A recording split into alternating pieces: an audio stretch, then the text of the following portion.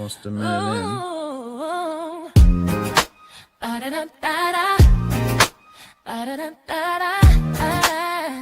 See you. Wake up and rise up in your eyes. It's breakfast with the Thomases, the ultimate prize. Mental Wellness Monday, work it out Wednesday, pay it forward Friday, we're seizing the day.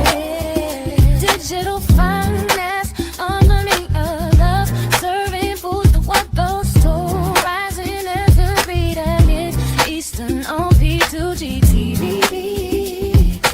Breakfast with the Thomases, come eat with me. All right, Grand Rising.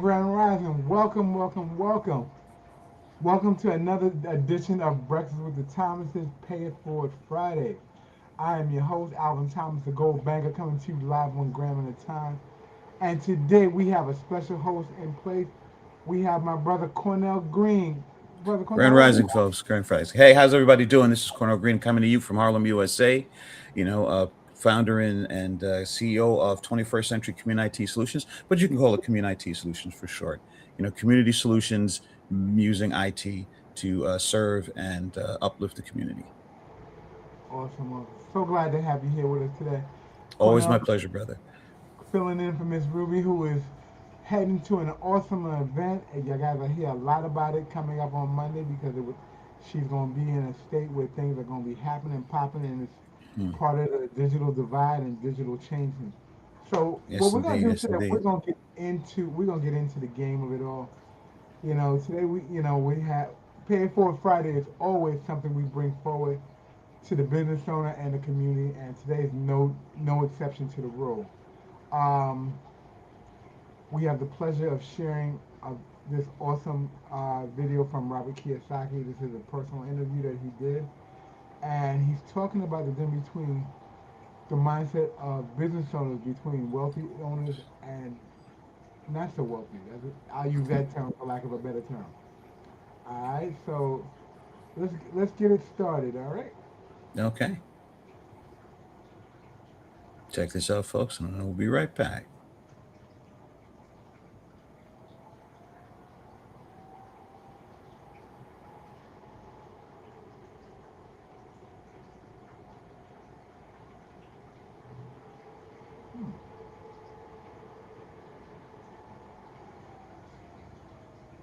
Sometimes we have technical difficulties.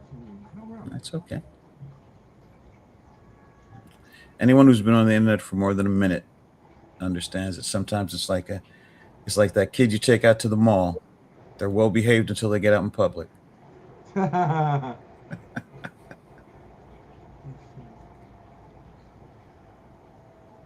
there we go. Just go to school, get a job, work hard, save money, get out of debt, and invest for long term in the stock market. See, why would you save money when they're printing trillions of dollars? The gap between the 1% and 99% is massive. You see, it's not just money. You have to step back and look at the bigger picture. So what do you do? In every one of us is a poor person. There's still a poor person inside me. There's also a middle class person. And the middle class person wants security. They want that steady paycheck. And there's a rich person. And they're all inside of us, except that it's not taught. You're taught to go to school, get a job, and get a paycheck. You're not taught how to get rich. If you read Rich Dad, Poor Dad, my rich dad refused to pay me. He said the paycheck was one of the most damaging things you could take in your life. He says the moment you take a paycheck, you're an employee, and that's the mindset. So my rich dad never paid me. He drove my poor dad, government employee, nuts. You got to pay people. And rich dad was not saying that the paycheck was bad. He says he didn't want to be a slave to money. So as an entrepreneur, if rich dad folded, I just started another company. I don't need a paycheck. I don't need anybody to take care of me. If my government doesn't like me, I move to another country because they need entrepreneurs there. So the entrepreneur is not so much the business. The entrepreneur is really the mindset and the skill sets and the different set of rules. You see, small business does not operate in the same rules as big business. Entrepreneur is a mindset first, a skill set, and rules. And depending upon whether you're an employee or a small business, the rules are different. The mindsets are different. The skill sets are different. If you could say one thing to somebody who's never been an entrepreneur and they're thinking about making the leap of faith into becoming an entrepreneur, what could you tell them? Well, I'll just tell them the same thing that happened to me. You know, my last paycheck, I still remember it clearly. It was one of the worst and the best days of my life. And I was in Puerto Rico. I was working for Xerox, and my boss gave me my last, it wasn't a paycheck, it was a bonus check. I think it was about $30,000, taxable. It's the only problem with that. So I got this check and I went, holy mackerel. You know what I mean? So I was excited, but I was also disturbed. And so this other guy comes up to me, his name was John. And John says to me, he says, you're gonna be back. I said, why? He says, because you're gonna fail. I looked at him and said, look, few expletive words, because that's what he did. He left Xerox, failed, and he came back. And I said, look, you failed and you came back, but I'm going to fail and I'm never coming back. And that's the attitude. Do you know what I mean? If you say, well, if I fail, I'll go back to mommy and daddy, then that's what you'll do. So if you fail, that's when I became an entrepreneur, because I had no money. I had no money for years. You know, I didn't have a paycheck. But that's what my rich dad encouraged me to do. He says, when you don't have this paycheck, you get hungrier, smarter, and it's a test of your character. Will you become a crook? Will you become dishonest? Will you cheat and steal? Or will you become a better human being? So really, that's the benefit of becoming an entrepreneur, is you really find out who you are when you don't have anything. So you always have to look at the big picture. Too many people look at, well, what's going to happen to me?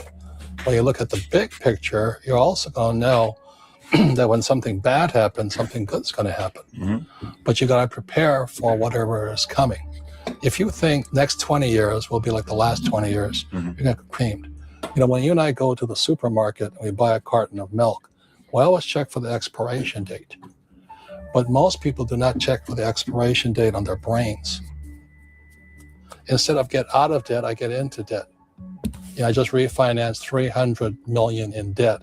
I went from 5% to 2.5% interest. I made a fortune. Every month, more money comes in because my cost of money has gone down. So while some financial experts are saying get out of debt, I'm saying learn how to use debt. So when I came back from in Vietnam in January of '73, the first thing my rich dad said to me was go to school to learn how to invest in real estate. It wasn't real estate, it was how to use debt and taxes. Debt and taxes make the rich richer. Debt and taxes make the poor and middle class poorer. So all the rich guys who are doctors and lawyers or, you know, those guys, they're getting creamed. They don't know why. Doctors are getting creamed. Oh yeah, they're making more money, but the take home is less. Sure. You know, my doctor just yelled at me. He was happy. He says, oh, guess what? I finally made $1 million. And I said, yeah, this was just 3 weeks ago. And so I said, yeah, well, how much you pay in tax? He says, $750,000 in taxes. So his net was about $400,000. That's not bad. But when I make $1 million, I keep $1 million. And the reason is because I don't make it by working for money. See, if you work for money, you're taxed.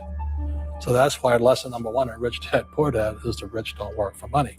What we do instead is we create businesses as entrepreneurs. We acquire real estate. I don't invest in the stock market. Okay. So the reason is because as entrepreneurs, I have more control over my income, how much I make, and how much I pay in taxes. And because I'm an entrepreneur as well as an investor in real estate, I pay 0 tax. So every time I make, let's say, $1 million as an entrepreneur, I immediately invested in real estate. I have a 4-to-1 step up. So I put $1 million in real estate, I get $4 million from the bank. That's why I love banks. But the banks are screwing everybody else. You know, terrible, but it's good for me.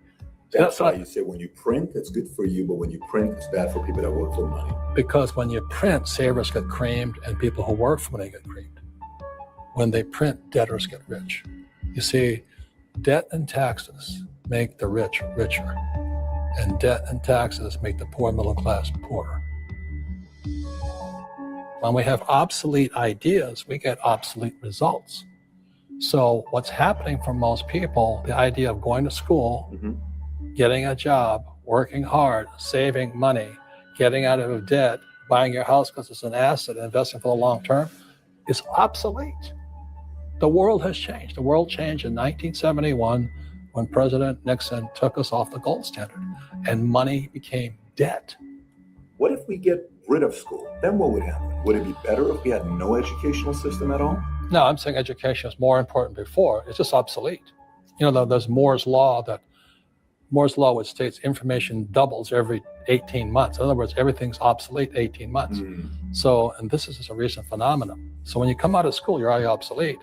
And that's why I'm the old guy, you know. I meet my friends who went to Harvard. Yeah, I went to Harvard. I said, yeah, that was how long, 50 years ago? Today, the banks are charging you interest to save money. In other words, banks don't want your money because they printed too much of it. And that's why there's this bubbles in stocks and bubbles in real estate and all this. People are dumping the cash. Because as I said in here, savers are losers and cash is trash. And yet people, well, I want a high-paying job. Well, that's an obsolete idea. Get out of debt is an obsolete idea. You should learn how to get into debt, how to use debt to get rich. And they'll never teach you about taxes. The reason the 1% is way up here and the 99% are going this way is because when you print money, two things happen: inflation and taxes. It's going to crush you. And any entrepreneur thinks, I'm just going to make money and going to start a business and make a lot of money because of what we talk about. They really have got to smell the roses, man. You know, that's not what the real entrepreneurs are doing. Most entrepreneurs, there's 28 million small business owners in America.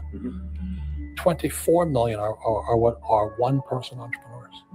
They're called non-employee entrepreneurs. So and that's what happens is when people don't really understand what an entrepreneur does.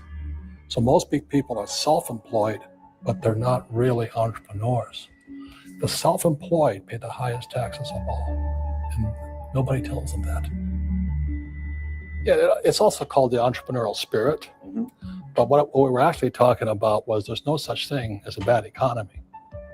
You know, there's external, you and I, we all have an external economy, but we also have an internal economy. And the willpower is to change our internal economy.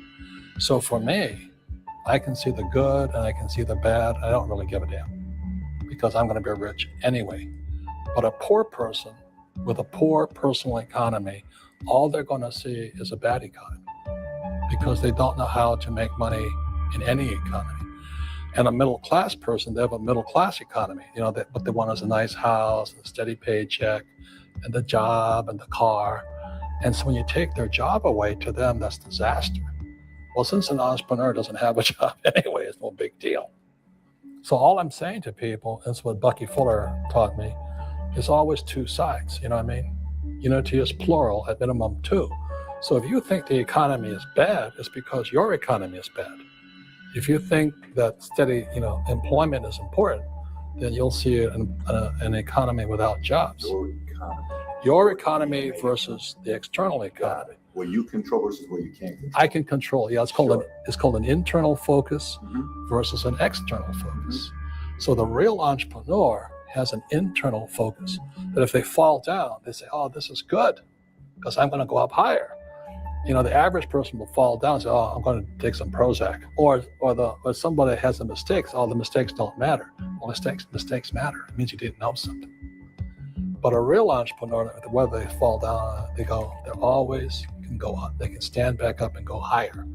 And no matter what happens to them, they get stronger and better and smarter and happier. But a person with a weak internal mindset is that they're so afraid of what happens, it generally happens. Like, people who are afraid of losing their jobs, they generally lose their jobs. You know what I mean? Yeah. So everything you can control you. Yeah, so the entrepreneur first job is to control inside here, not outside there. The moment you take that paycheck, you're an employee. You've got to be stronger than that. It's about inside control.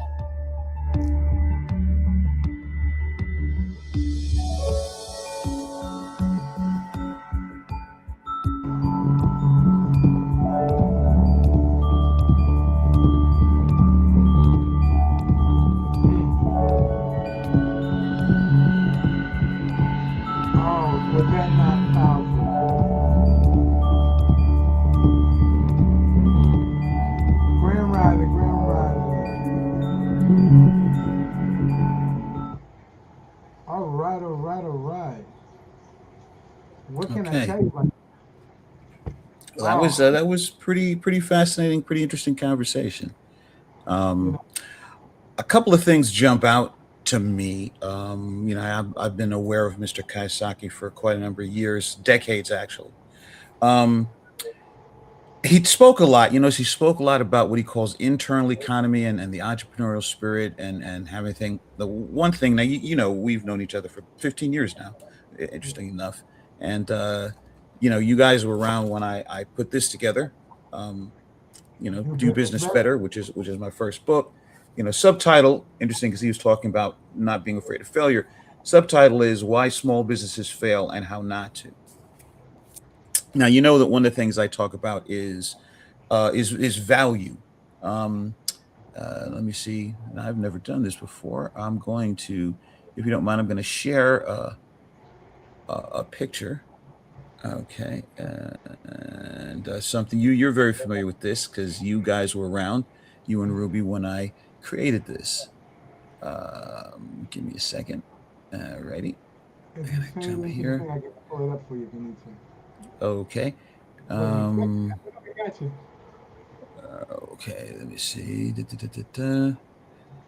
You know, Um, I gotta say uh, this, though, and I like the idea that he does. He speaks to the internal and external focus because as a business owner, your goal is to make sure that your, for lack of a better term, your ducks fall into a row. And a right. lot of times, as a individual business owner or an entrepreneur, we get stuck in the idea of becoming an employee that work. We're a business owner that works for ourselves, and we're actually still in the employee mindset, and Yes. we haven't truly made that jump to True. say this True. is what we're going to do, and Right. we're still expecting the other. Sometimes we're still expecting the other shoe to fall, and someone else to pick up what we're missing, and for the better Right. part, and most of the time it's how to get the next client because Right. you Now, work speaking of with which, I got an image queued up here in the present. I don't know if you see that. I uh, put something in here, the little present feature. So I don't know if you see that in your console. let me see. Yes, got it, got Yeah. it. Okay, so let's do this. Let me shift this over real quick. Bring this to the image, and let's add that. Okay. So this is something I know you're familiar with it. It's in the book. This is something when I met Ruby back in 2011, and we started working with Operation Hope, presenting the first session of their entrepreneurial training program. Now, the reason I bring this up is because Robert was talking about the difference between being an employee and having the entrepreneurial mindset where you can make your economy happen. And I thought that was cool. The thing is, I felt he was being a little vague, but it's a good jumping off point. Now, this is what's called a rubric. This is the distillation of, what I call my small business CPR approach. Because you were talking about, for example, getting the next customer, which is the difference between an entrepreneur and a business owner. A business owner who thinks like an employee is looking for a paycheck. The problem is that a paycheck comes from somebody else doing the business. And so, what is business? Business basically is this pyramid. You see at the top, all business is sales, period. And this is what Robert was really at the bottom line he was talking about. All business is sales. And like I used to jokingly say when I worked with Operation Hope, I'd say I can prove that in three steps because it's not my opinion, it's mathematics. Step one, no sales, no money. Step two, you're out of business. And actually, that's only two steps. But you got to move down the pyramid. So what does that mean? What you just spoke of. You have to get more customers and make more revenue. Why? Because customers are where the revenue comes from. That's who you're making the sales to, and that's your business is to sell something, to offer something of value, and that gets us to the base, the bottom of the pyramid. And these are the three fundamentals of what is the difference between having an entrepreneurial mindset and hustling for money or looking for a paycheck. Is you have to answer these three questions. Who is your target market? As Robert said, he said, I'll go to another country because everybody needs an entrepreneur. everybody needs something that somebody wants to consume. That's why they call it a consumer market. What is it that people want to buy? Nobody wants to buy what I'm selling. I have to sell what people want to buy. And that leads to the second question, which is what is my unique value proposition? What am I offering to this people out there? People have money, even in the worst economies, people are buying something, right? They got to buy groceries, they got to buy clothes, they got to buy, food, they got to buy snacks, they got to buy booze, they got to buy whatever their substance of preference is. So people are going to spend money. Even during the Depression, people were still buying stuff. Yep. Even if it was And a and fried potato. and then here's how we succeed or fail as entrepreneurs is what is our call to action? Basically, how do we get that prospective market, those potential buyers, to understand that we have something to offer? And the call to action isn't buy my stuff.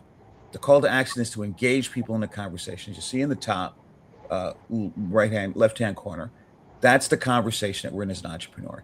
The 21st century sales conversation is a conversation in which the prospective buyer concludes that the value of what is being offered, what they're presenting to people, exceeds the price required to acquire it, at which point people choose to buy. So basically, I got something that you want. You want this. And I tell you it's going to cost you this much. And you say, okay, that's a reasonable price.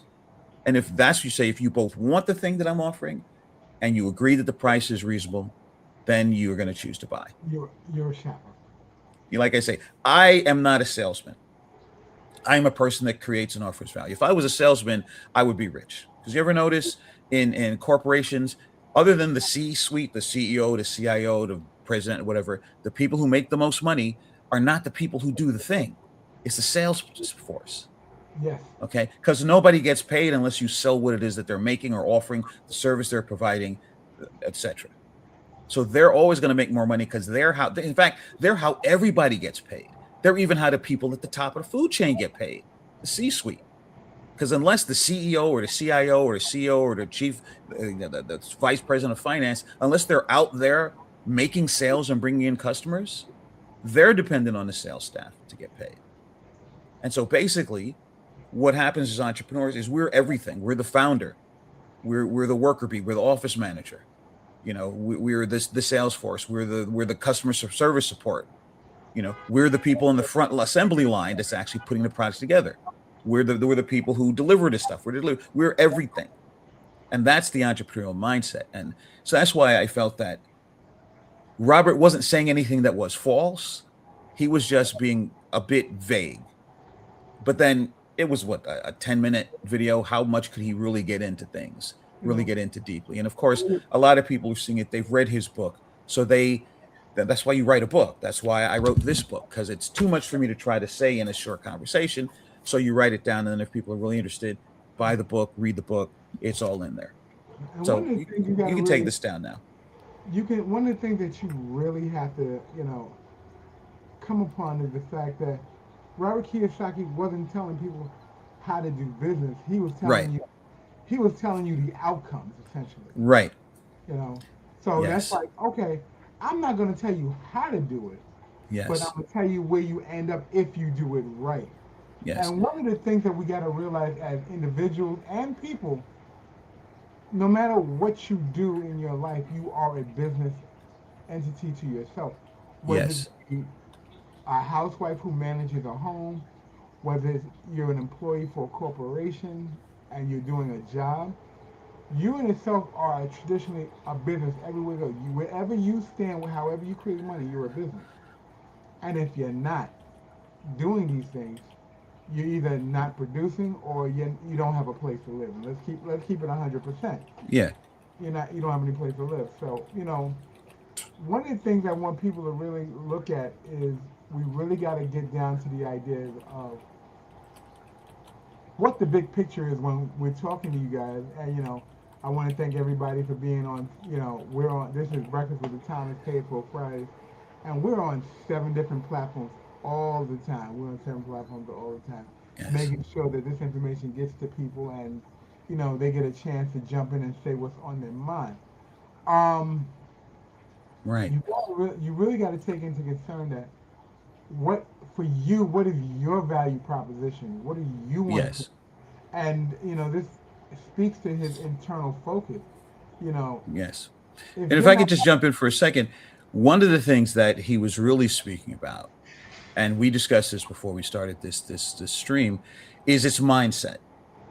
See, that's what he was saying. It's like, look, I will always succeed, even when I fail, because my mind is focused on success. And so he's broken down what success is. Success is offering value. So if this fails, if the market shifts, and I say, where, first of all, what's the new market?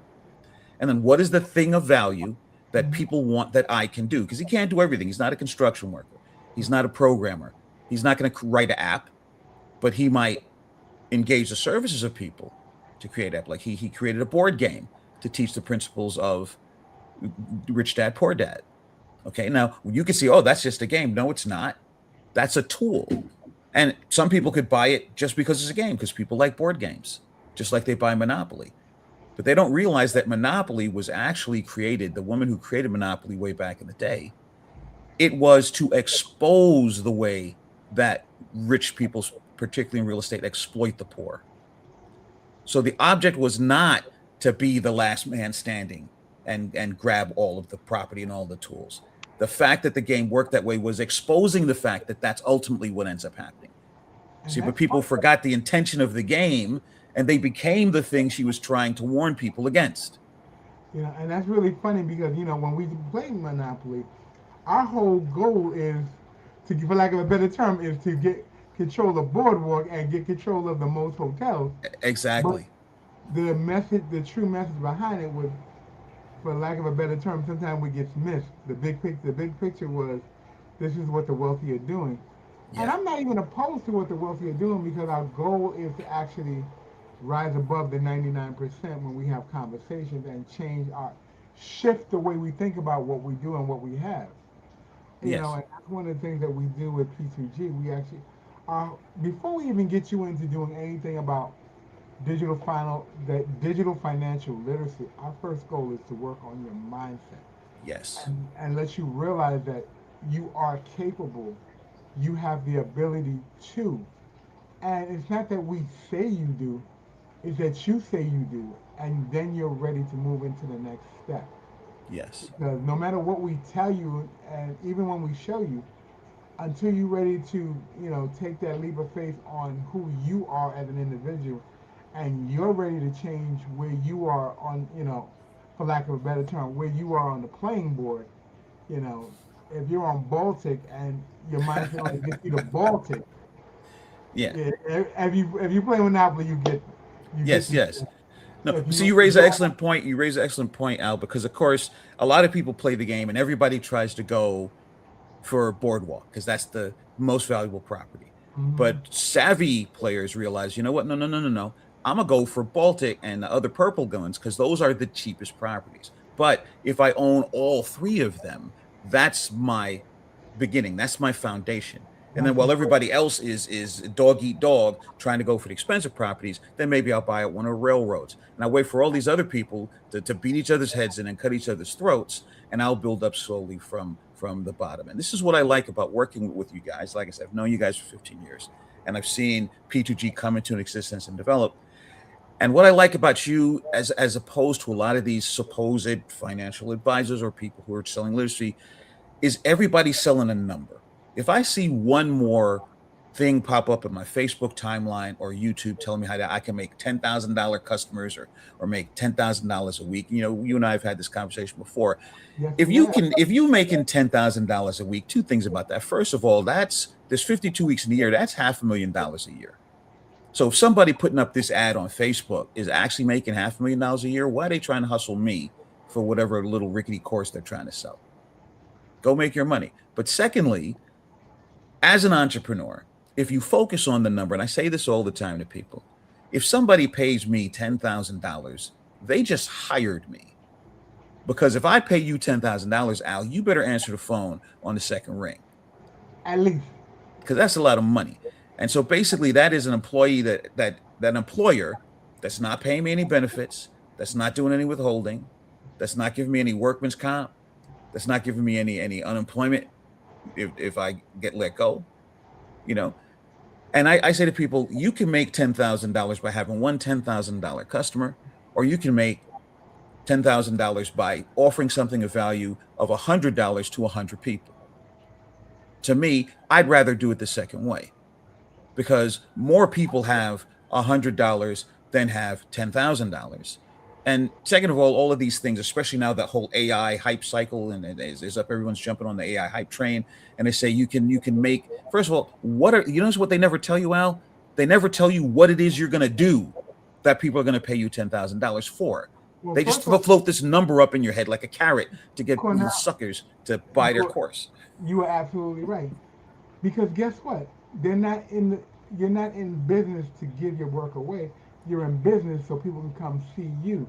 Yes. We'll give you the who, what, why. Yeah. Then if you want to know, you got to come. You got to come Yes. see me with the Yes. how. Yes. Exactly. And Well, you're that's there. the whole thing in business. Yeah. And you're there to offer people value, not to hustle their money. No. If you've got something that's valuable, and the thing I had to realize, because I'm a tech guy, and when I first started working for myself, I would always talk in terms of technology. Here's the thing: it took me a hard way, skinning my knees and bruising my knuckles to learn. Nobody wants to buy technology. Right now, I build web platforms for people. Nobody want what people want. I had to learn because I've told you this before.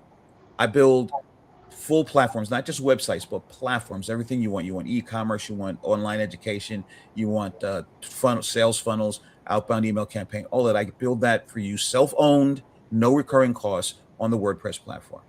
But when I made this transition from server support, which is what I did in my corporate life, to web development or web platform development, I would start to talk to people about the technology. I use WordPress. It's the number one content management system on the planet. 40% of the internet is it. People are falling asleep before I finish that sentence. And I finally realized that here is the conversation. You have a business or you work for yourself, and you're looking to save time, make money, and get more customers. Yes? And if your answer is yes, then let's have a conversation. Mm-hmm. Notice that took much less time to say, and nothing in it was about how I do or what I do. And what's cool about that is, well, actually, not even cool, but what's relevant about that, when you sit down for a meeting, even after you've talked to people, they want to know what your pitch is. Give it to me in 11 seconds, Yeah. and this will tell me whether or not I want to take that first cup of coffee with you in the morning or not. Right. Because if we're gonna sit there and go around, the mulberry bush, I don't want to be here. I have a business to run. I'm here to see if you can help me move me in the direction that I want to go. So, Yeah. one of the things, Ruby and I have talked about is when you're talking to somebody, if you don't get them in the 15 to 30 seconds that you actually introduce yourself, when Yes. they agree to the meeting, that meeting's over before it got started.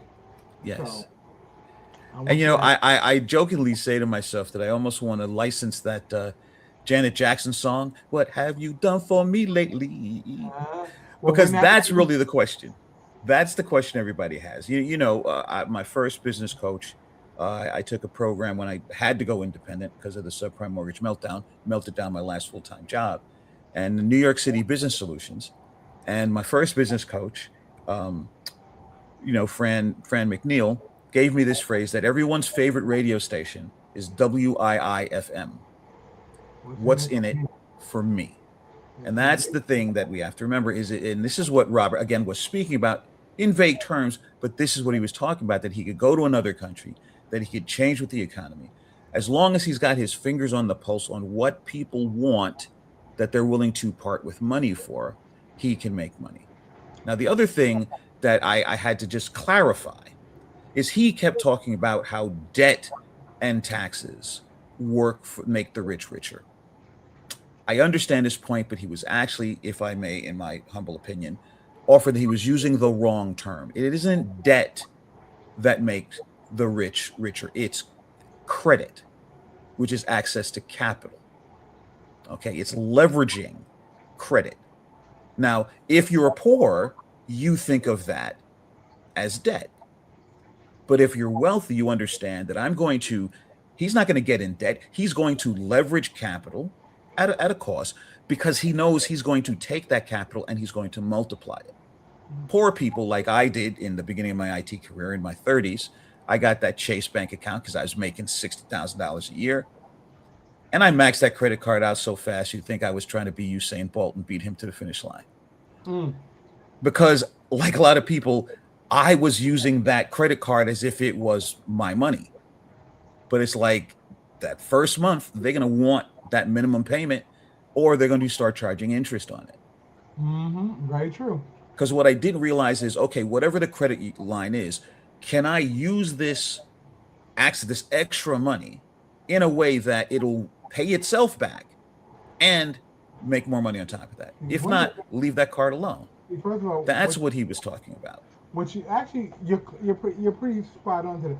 But what he's talking to the fact of assets. Credit Yes. lines are assets. Yes. And most people use credit cards, like you said, as free money. Yeah. Not realizing Oh, to the ill of their some well-being. So in P2G, when we have this conversation, when we talk about leveraging your assets, yes. you should start. It would make sense for you to start small. But when he said debt and debt, Taxes. rich people use debt and taxes, and I'm gonna be very honest. He didn't mean taxes at all. He didn't mean debt per se. He means using other people's money to acquire. Thank you. Leveraging access to capital. Yes. So you can use that, and he's not. And one of the things that he do, and I as I read his stuff, and I compare him to Elon Musk a lot of times, because neither one of them collect a paycheck. Right.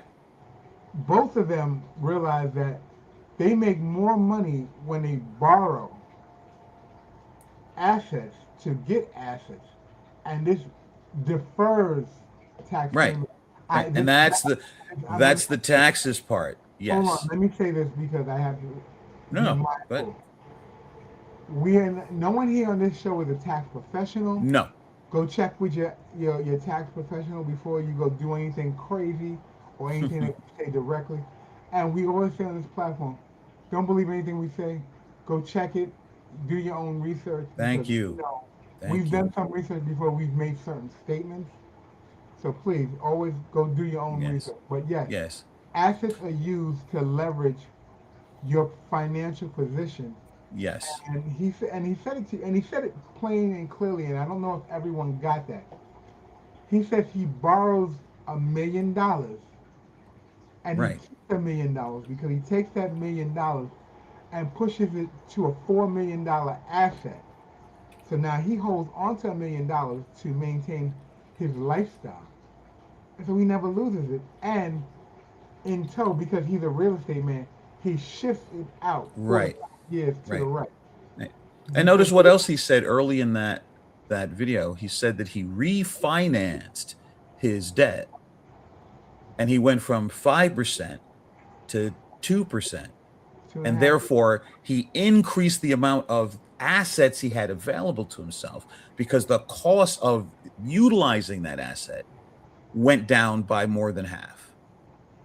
Yes, indeed. Yes, indeed. And also, but he wasn't borrowing that. Well, I think what he said, like 30 or $300 million. I don't remember the exact number. I remember it was at least tens of millions of dollars because he's not playing small change. He didn't borrow that to buy a car or something of that nature. All right. He's getting that as you said, as an asset, as a cash flow. And you better believe he's investing that. He's investing that in property, which again, and he's not just buying fallow land. He's obviously, because we know that's what Robert does. He's buying revenue producing property with that. So probably the first or second month, the money that he's going to outlay on that is already starting to come in his revenue, which is more than covering the cost of leveraging that, the minimum payment and all the interest, and he's still got stuff left over on the top of that. Now, the other thing I want to say real quick about what he's talking about is taxes, and you and I know this because we're both business people. The point of being a business and not a self-employed individual is that there is a whole swath of deductibles. The key to utilizing taxes, not cheating the game, is what's called lowering your tax load. say, for example, if I were this guy, right, and I'm just somebody working for myself, then my transportation I got to pay for. Having this gear, which I think this is like almost 20 years old. This shirt, okay. So if I dry clean this as a self-employed person, I have to eat the tab for that dry cleaning.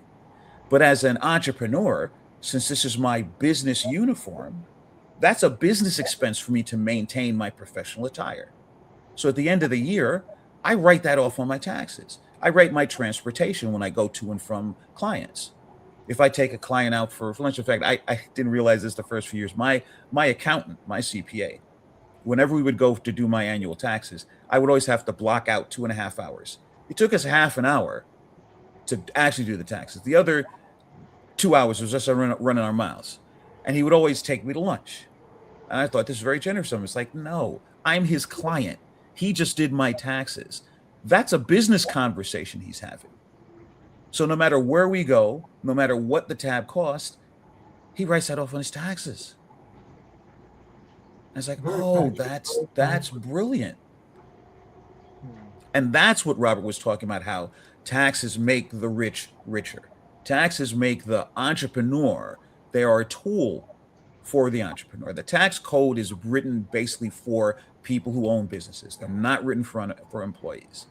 In fact, you can tell how much the tax system goes against employees. That's why your employer has to withhold taxes, because you are going to end up paying Uncle Sam. And so what withholding taxes should do is hold back more than you're going to owe. And that's why you get that little trickle back in your tax return, which is usually hundreds of dollars. Almost nobody at our level of the game, if we were employees, is getting thousands of dollars back of that tax return, because most of that is going to go to Uncle Sam. But we don't have the time to get into this. And again, we're not financial advisors, but this is why wealthy people have multiple limited liability companies, because they themselves almost have no money. Their businesses, their LLCs have the money. But that's what Robert meant when he says he doesn't pay any taxes.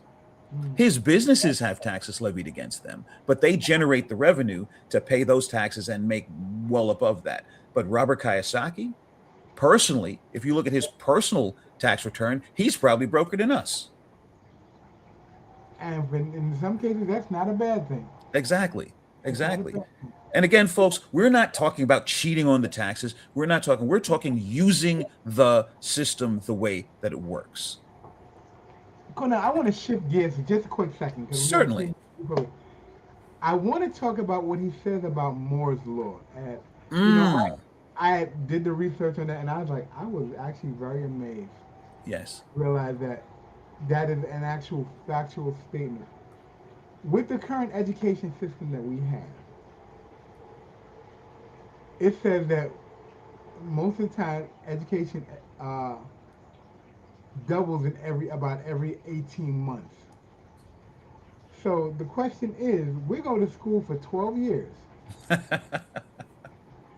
And we go to school 10 months at a clip. Yep. On the East Coast and West Coast, probably. But essentially, the Rockefeller plan is 10 months, which is the agricultural plan for food. Way back in the General Education Board, back in the early 1900s, John D. Rockefeller and Frederick T. Gates. To the Industrial Revolution. Yep. So what do you think? What, in your opinion, being and I hate to say it, America is considered probably the furthest back in education. What if we had to sit there and just factor to say, how could we update the education platform? What would you say? Okay. And do you think? It's glad that you asked that, because I actually the real thing. Here's the thing. You notice that there's a move towards homeschooling.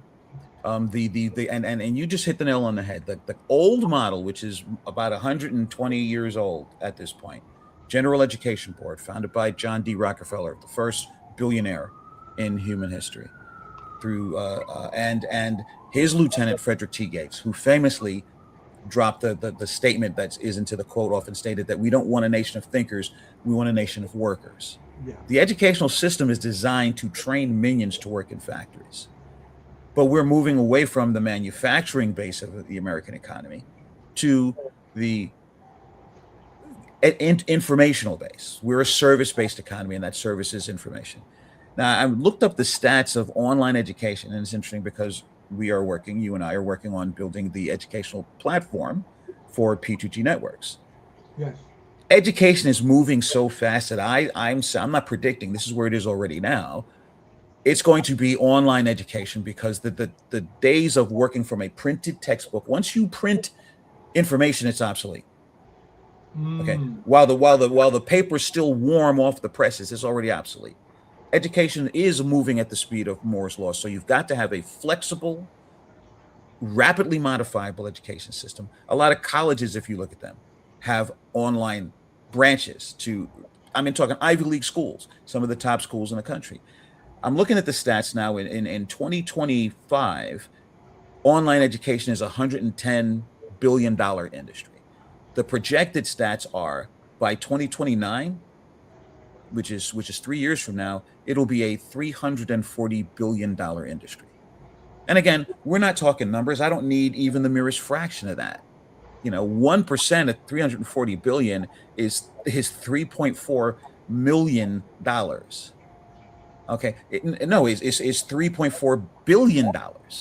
I don't need I don't need 100 million. So if you get any slice of something that is over $250 billion industry, how much of that do you need to make a comfortable living and to have generational wealth that you can pass on to 3 or 4 generations? You know what I'm This is saying?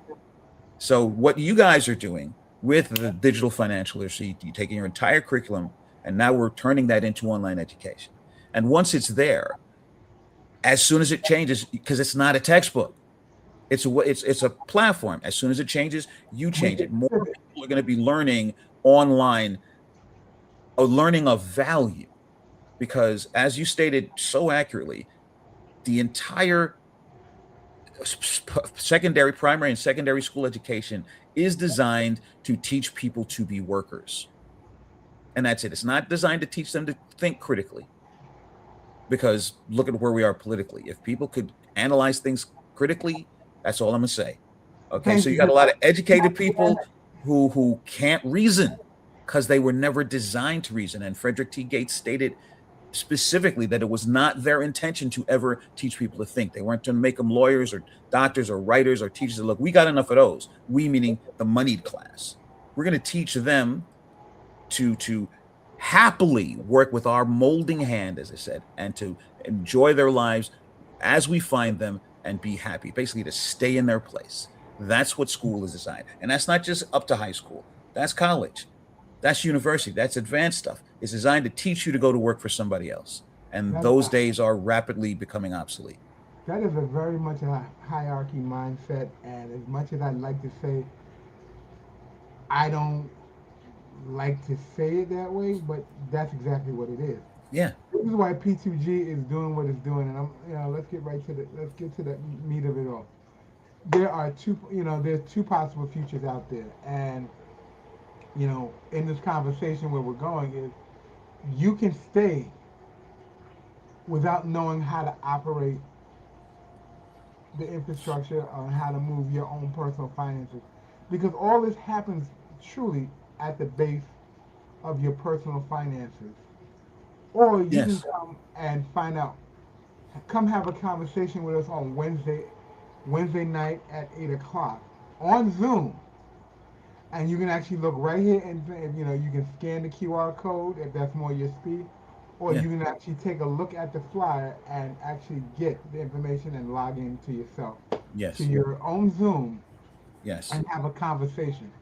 And we talk about this for about an hour and a half, and we talk to you about what you want to create, what your dreams, goals, and aspirations are, and how to make that a reality through Yes. digital financial literacy. And Yes. and pretty much this is our free offering. This is like I call it this is our springboard session because it Yes. allows you to actually be in a position to say, wait, these are the questions that I have out there, and these are the things before I even make a decision on whether yay or nay which way to go. Wouldn't it be feasible to have someone who's actually been in the area where you want to get to and you want to know about give you some insight so you can Yes. actually make a good financial decision You know, we don't tell people what to invest. Well, I'll be very honest with you on this conversation. We don't tell people what to invest in. We educate you on how to How invest to invest. Yeah. and And this how is to start exactly research. what Robert was talking about. He said that there's the external economy, right? And then there's your personal economy. And this, folks who are watching or listening to this is the fundamental training on how to develop your own personal economy. And notice that he said this several times in that video, that those who can survive and thrive regardless of what's happening in the market or in the economy are people who have their own personal economy. He's not pretending that you're gonna print money or alakazam rub a magic lamp, but when you have the proper mindset of how to control your own finances, how to be literate about what finances are, where money comes from, what money is, and how to take money and make money grow, then you can have your personal economy that can survive and thrive regardless of what the external economy. The way I like to look at it is the external economy is the wave. And if I'm standing here on the shore and there's a tsunami wave coming at me, if I just stand here, I'm going to get crushed by that wave. And what seems like the most ridiculous thing, the way that you survive that, in fact, the only way is that you lie face down on your surfboard and you paddle toward that wave, because you can't control the wave. But if you know what you're doing, you can ride it. And once you know how to surf, no matter where the wave goes, you can stay on top. And that's an awesome analogy. For lack of a better term, you know, it's funny. We have another uh, fly that we do sometime when we, and you'll see it when we do Wednesday night digital financial literacy. It talks about the tsunami coming, and you Yes. have to decide how you're going to ride out that wave. Like, you know, Mm-hmm. but no, you know, it's funny. It's funny that you said it because it made me think of it. It's like, wow, Yeah. I should have put that one up today, but Exactly. And see that's why Robert was saying, he's like, I don't panic. No matter what happens, I'm going to survive. And yeah, I know people are kind of, like, for example, I'm a technology professional and I see the boomerang, the AI boomerang economy. I see, SpaceX losing 1 point something trillion dollars in a single trading day. I see a lot of the AI. Look, let's be real. Like the internet itself, which is why we're having this conversation and sharing this stream. Like word processors, like automobiles, AI is not going anywhere.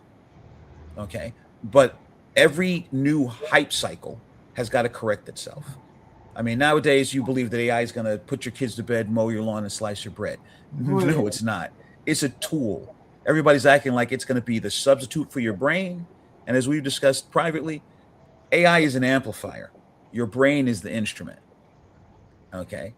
Money is just a tool, it's an exchange of energy. Your mindset, more than anything else, is what determines how much you have, how much you grow. If all you do is take it from somebody else who cuts you a paycheck, and this is what Robert was saying, that a paycheck is a trap. He wasn't saying don't get paid. But what he's saying is don't become shackled to a paycheck, because then if the paycheck stops, what are you going to do for money? You got to understand that all the paycheck is a source of money. Now, where's your boss getting the money to write that paycheck for you? He's not coming out of his pocket. He's got a revenue generating enterprise, a business. mm-hmm, He's paying absolutely, you out of the revenue of that. Why? Because you are an asset to him. The work that you do is worth more to him than the salary he pays for you. and that's true. That's why you always have these conversations about they don't pay me what we want. No, he pays you just enough to keep you coming. Exactly. Just enough to keep Exactly. you coming. Yeah. And And then the essence of what Robert was saying is, if you want to get paid what you're worth, you've got to pay yourself. Nobody absolutely. else is going to pay you what you're worth, because Now, they're making their money off of the margin between what you're worth and what they pay you.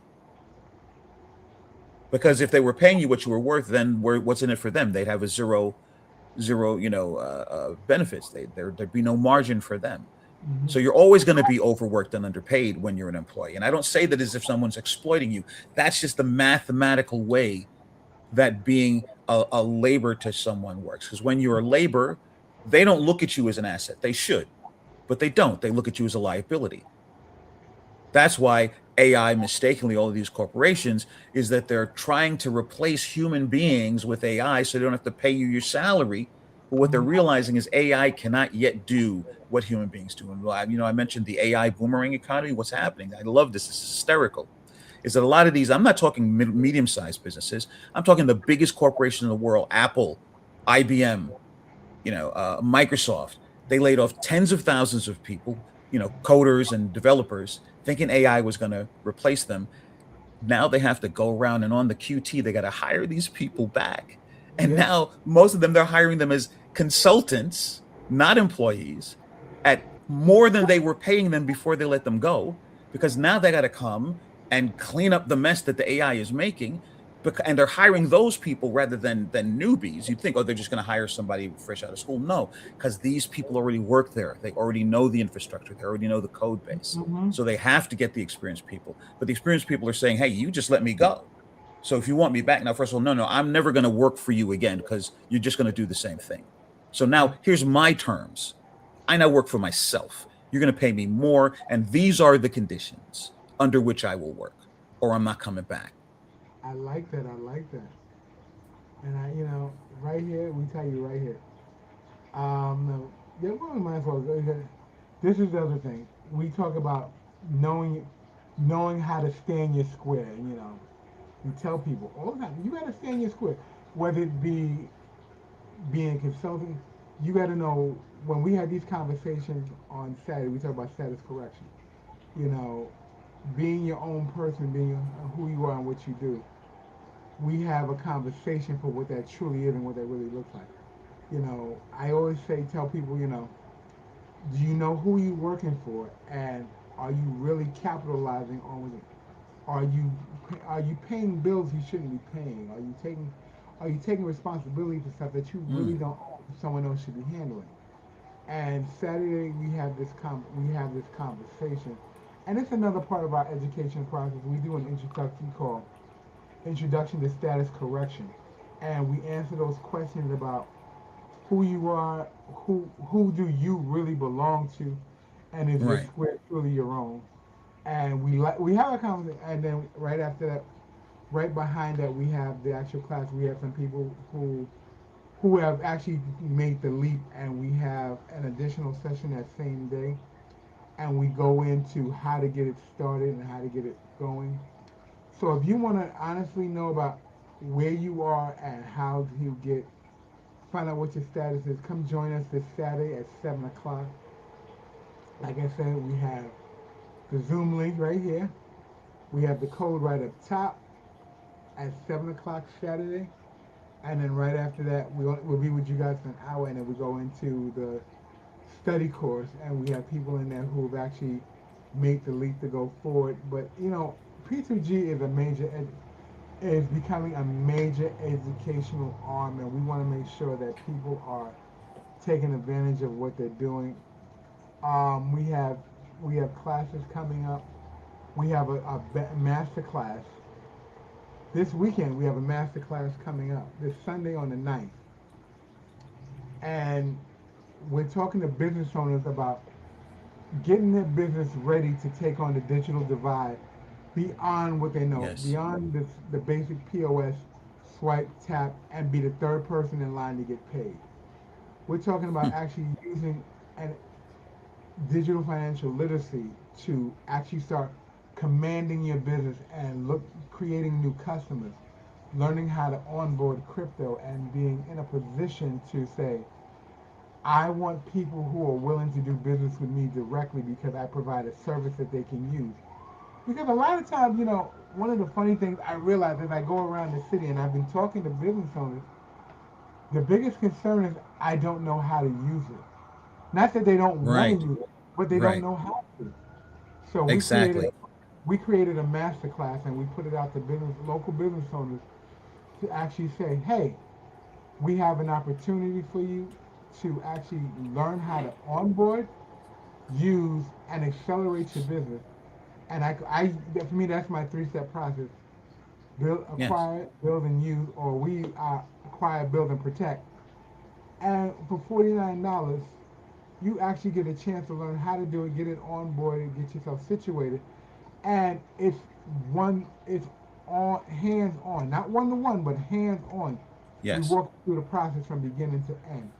Yes. And what I like about this masterclass, this is going to be such a powerful masterclass. What it is you're actually donating to what we call the P2G Young Entrepreneur Summer Program. So at the very end, we're looking for 20 kids. Because the business owners take part in this program, they're actually making a donation to support young people, digital financial literacy, so they can get a jump off point to begin their own businesses, understand how financial literacy works, how digital financial literacy works in their life. And we're going to be taking on things like metaverse, um, content creation, building what they want to do, how they want to do it, and we set a solid foundation for them to build on. And I'm just loving it, and I'm so ready. So, if you guys are out there and you're business owners and you want to, get a 2-for-1 deal, I think this is the best 2-for-1 deal you will ever see in the world. By getting your business up and running in the right direction, P2G is now going to take 20 kids and show them how Yes. to do the same thing at their level. Um, Yes. I'm just loving it. I'm so excited by this. Yes. Yeah. And And then, again, as we discussed out, online education is in the next 3 years going to be over a $250 billion industry, yes, which indicates that that's where things are going. And as we said in the beginning of this conversation, it's all about mindset. It's not somebody forget the hype train of people who tell you they're going to give you the secret sauce and how you're going to make $10,000 a week. No, you're going to do your thing. We don't know you. So we don't know the value that you have to offer. But here's the thing, you probably don't know the value that you have to offer or how to offer that value such that you get compensated. And as we said earlier, to get paid what you're worth, you've got to pay yourself. And so it starts with the mindset and then understanding the mechanics, the how to do that. You're still going to be the one who's going to figure out what it is you're offering and who it is you're offering it to. But after that, how do you get the message out there? How do you get paid? And as Brother Al said, how do you cut out the middleman? How do you cut out the service charges? Somebody holding on to your money. It's your money. You get paid. Like I said, you're the third one in line to even get your money. Two other hands are taking, water out of your bucket before you even get to fill your glass. mm-hmm. There's already in place. This is not theory. There's already the tools for you to eliminate that and be in the front of the line for you to get yours and me to get mine. I got one final thing that I want to bring to the stage. And this is for those people who have excuse me. This is for those people who have an understanding of what digital financial literacy, and they want to get some advanced assistance. They want to get back in. They've done it. They haven't been back for a little while, and they just need to touch up their services. Right. We have a program for $100 every Sunday. It is $100 for the 4-week program, not Right. $25 for each week. It is $100. We have a link that you can go to and click right on, and you can get it. You can come in. At Right. week 1, we'll talk about how to acquire a small amount, get your growth from small amounts. And I honestly, people, not everyone agrees with me. I think this is something that business owners truly need, individuals really need. No one expects you to do it from Jump Street, because all these financial managers say, "Give me 500, give me $1,000 Yeah. a month, and I'll put you in a position that you can actually make something happen." Yeah. With P2G Digital Financial Literacy, we tell you, we can literally start you from pennies, growing in small amounts, starting Yes. to make a difference. In the following week, you start putting stuff together. You learn to start creating passive income streams. Cause we show you, we walk you to the door. Yes. Then Yes.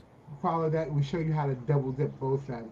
And we operate in digital, we operate in DeFi, we make it happen. Right. Then at the end, we show you how to actually create a portfolio that works for your life and your banking. Yes. Yes. So And remember, please, folks, this is not magic. This is not get rich quick. But remember this: inside of every seed is an entire field of trees. But you got to plow the earth. You got to plant the seed. You got to till the soil. You got to water it and nurture it. Pull the weeds and cultivate it. But there are people who have started from little and have grown wealth. It is not impossible. But the thing that Rockefeller and Frederick Gates have trained us in our minds from the day we went to kindergarten is that, oh, we can't do that. You got to go to school, work hard, get a job.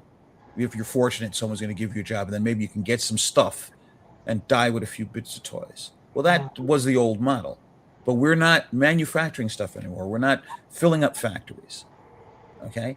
And so what do we do now? And notice, unlike the 1900s, when Rockefeller and as Al said, the Industrial Revolution was expanding and we needed people to be working in factories by the millions, the moneyed class, they don't need us anymore. And as I said, look it up yourself. Again, do your own research, folks. Look at the tens of thousands of people that Apple, that Amazon, that IBM, that Microsoft laid off thinking they could replace them with AI. They got it wrong this time. But who's to say that in another 5 years, because Moore's law, AI keeps getting better, faster, smarter.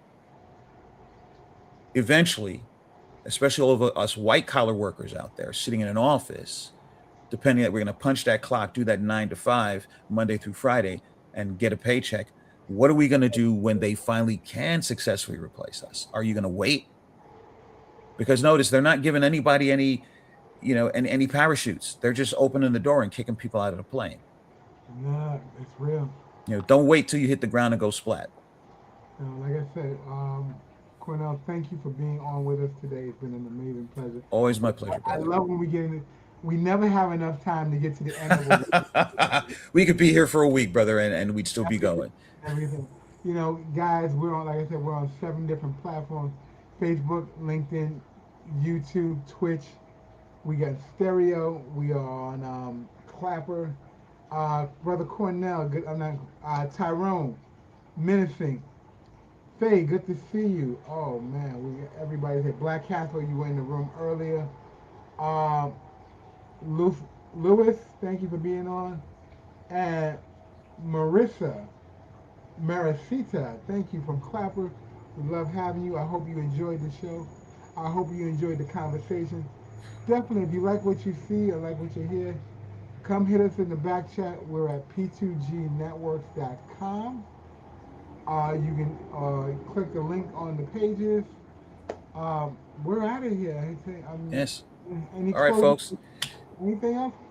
Just remember, folks, that you, as Robert said, and this is true, that you can control your own destiny and you can create your own economy. It's not quick, it's not easy, but it's possible. And if you want to learn how, p2gnetworks.com.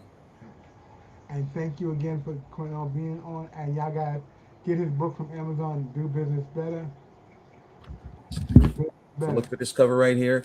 And let you know, folks, I am working on the 4th edition. This is going to be the post edition, the post-COVID edition. I'm adding 22 new chapters and completely revising it. So if it was of any value before, it's going to be absolutely amazing now, adjusting not only for the post-COVID world, but the new AI economy and so much more. All right, and we're